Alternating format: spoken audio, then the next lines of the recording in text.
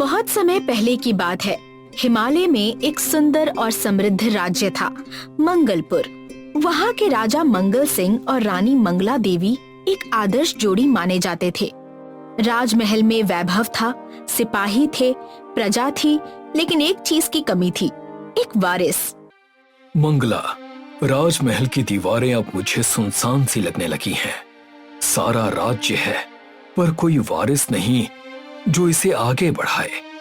राजन, मैं समझ सकती हूँ आपकी पीड़ा, लेकिन आप चिंता ना करें।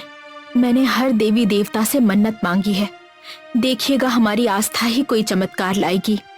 जानता हूँ, इसीलिए मैंने तय किया है कि इस बार हम पूरे राज्य के साथ मिलकर महायज्ञ करेंगे, ताकि हमें देवी देवताओं के साथ सबका आशीर्वाद मिले। राज्य में घोषणा कर दी गई, 7 दिन का विशाल यज्ञ होगा। राज पंडित को बुलाया गया, मंत्रोच्चारण शुरू हुआ, प्रजा ने भी साथ दिया। हर शाम राजा रानी पूरे श्रद्धा भाव से हवन में शामिल होते।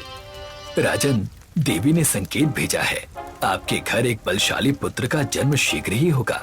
वो राज्य का रक्षक बनेगा।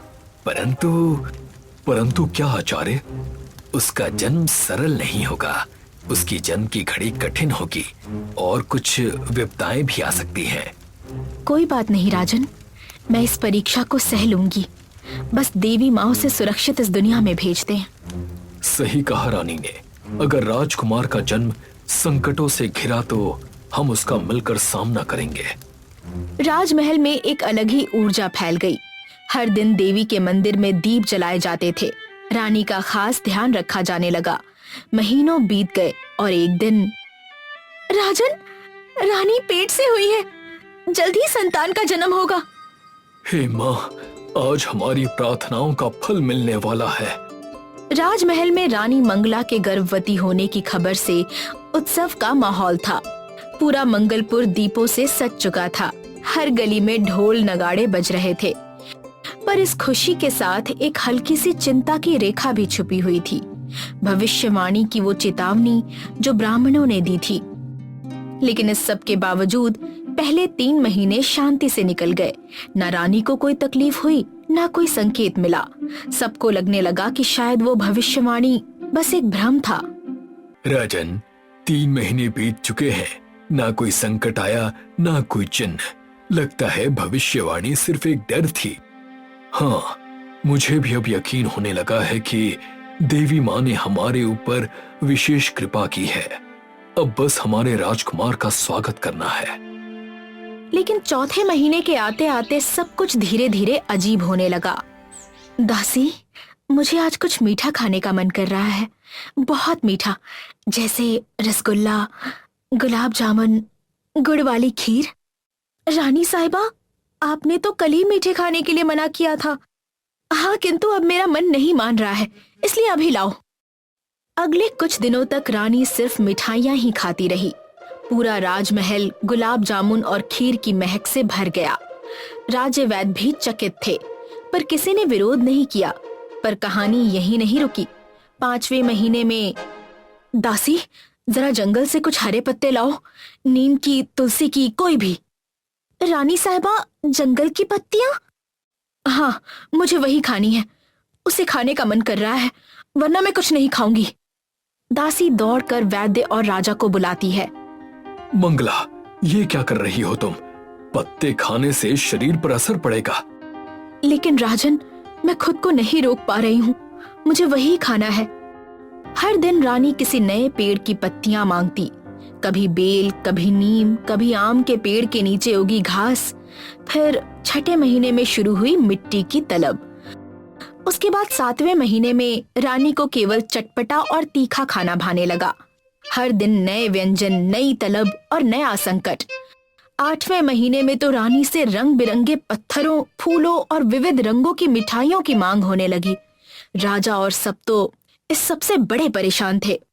राजन, मैंने ऐसा गर्भकाल पहले कभी नहीं देखा। ये बच्चा जरूर असाधारण है। इसकी भूख कोई सामान्य बात नहीं है। हाँ, आखिर भविष्यवाणी सच साबित हो रही है। इसका जन्म वाकई आसान नहीं होगा। देखते ही देखते रानी मंगला के गर्भ का नवा अंतिम महीना शुरू हो चुका था। सभी को प्रतीक्षा थी मंगलपुर के नन्हे राजकुमार की, लेकिन अब रानी की इच्छाएं और भी विचित्र हो चली थीं। अब रानी को हर समय तीखा खाने की तलब लगती थी, इतना तीखा कि महल की रसोई से लेकर राज्य के मसाले बेचने वाले तक हक्का बक्का थे। सुनो, जरा वो मिर्ची वाली तीखी चटनी लाओ और वो लाल मिर्च से बना अचार भी। रानी साहिबा, सुबह भी आपने यही खाया था, अगर आपने अभी भी ये खाया तो शरीर में जलन होगी। हाँ, लेकिन मुझे वही चाहिए। बच्चा भी तभी शांत होता है जब कुछ तीखा खाती हूँ। बस हो गई गड़बड़। अब तो रोज की यही कहानी थी। रानी तीखा खाती पर फिर बेचैनी से तड़पती। वैद्य परेशान, दासियां थकी हुई और राजा पूरी तरह चिंता में डूबे हुए थे। हे भगवान, आखिर मैं क्या करूं? ना मंगला को चैन मिल रहा है, ना हमारे होने वाले वारिस को। राजन, तीखा अब उसकी तबीयत पर असर डाल रहा है। कुछ करना ही होगा, वरना दोनों के लिए संकट हो सकता है।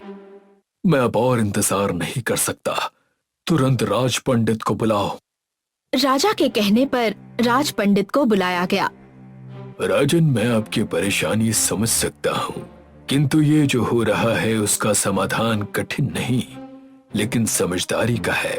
अगर रानी को कुछ ऐसा दिया जाए जो दिखने में तीखा हो पर शरीर को ठंडक दे, तब बालक भी शांत होगा और रानी को भी राहत मिलेगी।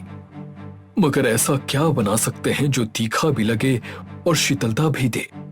राज्य पंडित के बताए हल के बारे में सुनकर राजा और भी परेशान हो चुका था। उसने तुरंत अपने सलाहकार रामू से बात की, जिस पर रामा ने एक तरकीब लगाई। राजन, यदि आज्ञा दें तो मैं एक उपाय कर सकता हूँ। मैं एक ऐसा व्यंजन बनाऊंगा जो रानी के स्वाद को संतुष्ट भी करेगा और शरीर को भी राहत देगा। करो रामा, जो भी चाहिए राज्य से ले लो, बस रानी और हमारे बालक को आराम मिलना चाहिए। रामा ने तुरंत कुछ सैनिकों को गांव के बाहर स्थित बर्फीले पर्वत से शुद्ध बर्फ लाने भेजा। उसके बाद खुद रामा रसोई में उतर गया। दूध उबाला, उसमें इलायची, केसर, जायफल जैसे शीतल मसाले डाले, साथ ही और भी लाल मिर्च वाले मसाले उसमें डाल दिए। फिर उसमें आम, अनार, खरबूजा और साथ ही पौष्टिक मीठे आलू को मिलाया और अंत में डाली गई वो ताजी बर्फ, ठंडी, साफ, पर्वत से आई हुई। ये रहा आलू का मसालेदार फालूदा। इसका स्वाद तीखा लगेगा पर असर ठंडा होगा। यही संतुलन चाहिए रानी को। आखिरकार रामू का बनाया फालूदा तुरंत रानी को खिलाया गया। रानी साहिबा, ये व्यंजन खास आपके लिए बनाया गया है। स्वाद भी है और शांति भी। रानी पहली बार मुस्कुराती है और कौर मुंह में डालती है। एक पल के लिए सन्नाटा छा जाता है। फिर, हे देवी माँ, मन को राहत मिली और पेट में पल रहा बच्चा भी जैसे शांत हो गया हो। राजा की आंखें चमक उठी। उस दिन के बाद से रानी को उसी व्यंजन की तलब रहती और अब उसकी तकलीफें धीरे धीरे कम होने लगी। राज्य में एक बार फिर उम्मीद की हवा बहने लगी और एक सप्ताह बाद वो शुभ घड़ी आ गई। राजन, रानी ने एक सुदृढ़ और बलशाली पुत्र को जन्म दिया है। धन्य है देवी माँ की कृपा, मंगलपुर को उसका वारिस मिल गया। आज से इसका नाम होगा भीम। जैसा इसका जन्म वैसा ही इसका नाम, बलशाली और विशेष। आखिरकार मंगलपुर में फिर से ढोल नगाड़े बजने शुरू हुए, दीप जलाए गए, नाच गान हुआ। हर ओर बस एक ही नाम था, राजकुमार भीम, जिसने जन्म के साथ ही बता दिया कि उसका जीवन आम नहीं बल्कि असाधारण होगा। जिंदगी एक रंगमंच है और हम सब उसमें किरदार हैं, मगर मैं अपना किरदार खुद लिखूंगी। वाह चुटकी, सच में तू तो हमेशा ही कमाल करती है। सही कहा तूने राहुल। नेहा यार, तेरे बिना तो हमारा नाटक अधूरा है। तू जो करती है ना, वो और कोई नहीं कर सकता। यूं ही नहीं, पूरा कॉलेज तेरा फैन है। ओफो, बस भी करो तुम दोनों। तुम दोनों को पता है ना, मुझे अपनी तारीफ सुनना पसंद नहीं है। ये कहानी है नेहा की, जो मुंबई के कॉलेज में पढ़ती थी। पढ़ाई के साथ नेहा कॉलेज के नाटकों में भी भाग लेती। कॉलेज के फर्स्ट ईयर में ऐसा नाटक करने वाली नेहा अब सच में एक बड़ी अभिनेत्री बनना चाहती थी। उसके अभिनय में सच्चाई थी, दर्द था, हंसी थी और सबसे बड़ी बात उसमें जुनून था। इसीलिए उसके कॉलेज में हर कोई उसका फैन था और जल्द ही पूरी दुनिया उसकी फैन बनने वाली थी। अरे चुटकी, सुना है कास्टिंग डायरेक्टर कॉलेज आया है, कॉलेज ड्रामा देखने वाला है। सच में? कौन है वो? नाम तो कुछ शेखर वर्मा है। सुना है नई फिल्म के लिए नए चेहरे ढूंढ रहे हैं। ये तो मेरे लिए एक मौका हो सकता है। मैं इस बार कुछ ऐसा करूंगी कि कोई भूल ना पाए। उस दिन के बाद से नेहा दिन रात मेहनत करने लगी। उसकी रिहर्सल सुबह सूरज से पहले शुरू होती और चांद के साथ खत्म होती। उसका कमरा संवादों की गूंज से भर गया था। तू मेरा ही हिस्सा है, मेरा ही लहू है, तुझे कैसे भूल जाऊं? हर रोज तेरा चेहरा मेरी आंखों के आगे घूमता है। मैं जिंदा हूं क्योंकि तुझे ढूंढा है। वाह, क्या बात है, तुमने तो कमाल कर दिया। मैं अपनी नई फिल्म के लिए ऐसी ही किसी किरदार को ढूंढ रहा था और मैं ये गर्व से कह सकता हूँ कि वो तुम हो। सच में? Thank you sir, thank you so much. आखिरकार नेहा ने जो सोचा था उसने कर दिखाया। वो ऑडिशन में सिलेक्ट हो चुकी थी। लेकिन वो कहते हैं ना, कभी कभी हम जो सोचते हैं उससे बिल्कुल उल्टा हो जाता है। ऐसा कुछ नेहा के साथ भी हुआ। एक दिन देर रात कॉलेज से घर लौटते वक्त नेहा का एक्सीडेंट हो जाता है, जिसकी वजह से वो हमेशा के लिए अपाहिज हो जाती है। मुझे अफसोस है, लेकिन नेहा, तुम्हारा बायां पैर हमेशा के लिए कमजोर हो गया है। अब तुम पहले की तरह चल नहीं पाओगी। क्या इसका मतलब नाच, मंच, दौड़ना सब खत्म? चुटकी, तुम शांत हो जाओ। मैं जानता हूँ ये सब आसान नहीं है, लेकिन नहीं राहुल, तू नहीं समझ सकता। तुझे क्या पता मंच क्या है मेरे लिए? वो मेरी जिंदगी थी। अब मैं सिर्फ बोझ हूँ। सब खत्म हो चुका है, सब खत्म। जिसका डर था वही हुआ। एक्सीडेंट में नेहा ने सिर्फ अपने पैर नहीं गंवाए थे, बल्कि उसे नई फिल्म से भी बाहर निकलना पड़ा। एक ही झटके में नेहा का सब कुछ छीन लिया गया था। वो अब घर में रहती, दूसरे से मिलना उसे अच्छा नहीं लगता। उसे अब अभिनय करने वाली हर लड़की से ईर्ष्या महसूस होती।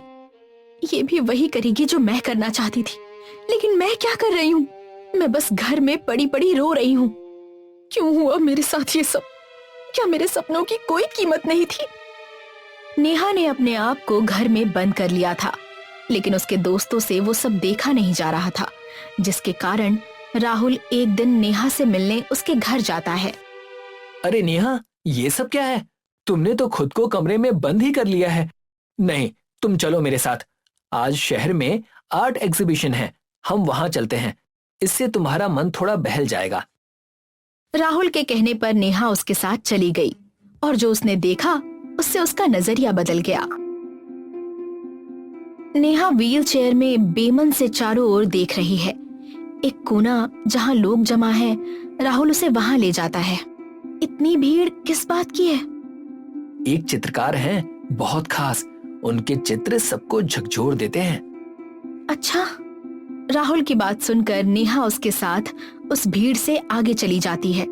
वो चित्रकार चित्र बना रहा था और चित्र बनता देख नेहा चौंक जाती है। ये अपने पैरों से पेंट कर रहा है। हाँ, उसके दोनों हाथ एक दुर्घटना में कट गए थे, लेकिन देख, उसने हार नहीं मानी और तू एक एक्सीडेंट से ही हार गई। सच कहूँ तो मेरी दोस्त चुटकी ऐसी तो बिल्कुल नहीं थी। सही कहा तूने राहुल। मैं पागल हूँ जो मैं अपने पैर की वजह से रो रही हूँ। एक्सीडेंट ने मुझसे मेरा पैर छीना है, मेरी कला तो नहीं छीनी, तो मैं क्यों रोती बैठूं? नहीं, अब बहुत हुआ। मैं फिर से अपने सपने पूरे करूंगी, ये तय रहा। प्रदर्शनी से लौटने के बाद नेहा की जिंदगी जैसे एक पल में बदल गई। नेहा ने पहली बार खुद की तकलीफ को एक नई नजर से देखा था। मैं मंच पर नहीं लौट सकी तो क्या हुआ? मैं किसी और के सपनों को मंच दे सकती हूँ। राहुल, मैं सोच चुकी हूँ। मैं अपनी एक्टिंग की दुनिया से फिर जुड़ना चाहती हूँ, लेकिन इस बार थोड़े अलग तरीके से। मतलब तू फिर से ऑडिशन देने जा रही है? नहीं, अब मैं दूसरों को मंच पर लाना चाहती हूँ। मैं एक अभिनय कार्यशाला शुरू करूंगी जहाँ मैं लोगों को अभिनय सिखाऊंगी और मेरी पहली बैच होगी अपने कॉलेज का थिएटर ग्रुप, यानी तू और हमारे दोस्त। यार तू तो कमाल है, मैं तो इसमें तुम्हारा पूरा साथ दूंगा और अपना ग्रुप भी। नेहा और राहुल ने मिलकर एक छोटा सा हॉल किराए पर ले लिया। वहीं से शुरू हुई नेहा अभिनयशाला। अभिनय का मतलब सिर्फ संवाद बोलना नहीं होता, वो एक एहसास है। आप जब मंच पर खड़े होते हैं तो आप सिर्फ खुद को नहीं, उस किरदार को जीते हैं। लेकिन किरदार जीने के लिए डर तो नहीं होना चाहिए ना। मुझे तो मंच पर चढ़ते ही चक्कर आने लगते हैं, इसलिए मैं बैक स्टेज करती हूँ। लेकिन अगर तू ऐसा ही सोचती रहेगी तो कभी बड़ी अभिनेत्री नहीं बन पाएगी। देख, मैं जानती हूँ कि तेरा सपना क्या है, और अगर तुझे वो पूरा करना है तो तुझे किरदार को जीना सीखना होगा, और उसमें मैं तेरी मदद करूंगी। भाई वाह, नेहा की अभिनयशाला बड़े अच्छे से चलने लगी थी। दिन बीते, हफ्ते गुजरे और आखिरकार शो का दिन आ गया।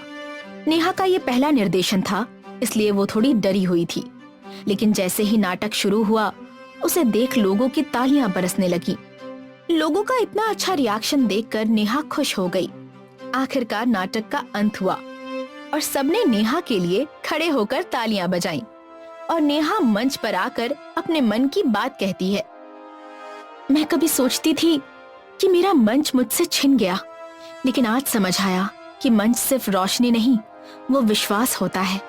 आज मैं अभिनेत्रियों की भीड़ में नहीं, लेकिन इस सब के साथ मैं अपना सपना जी रही हूँ। आखिरकार नेहा का सपना सच हो ही गया।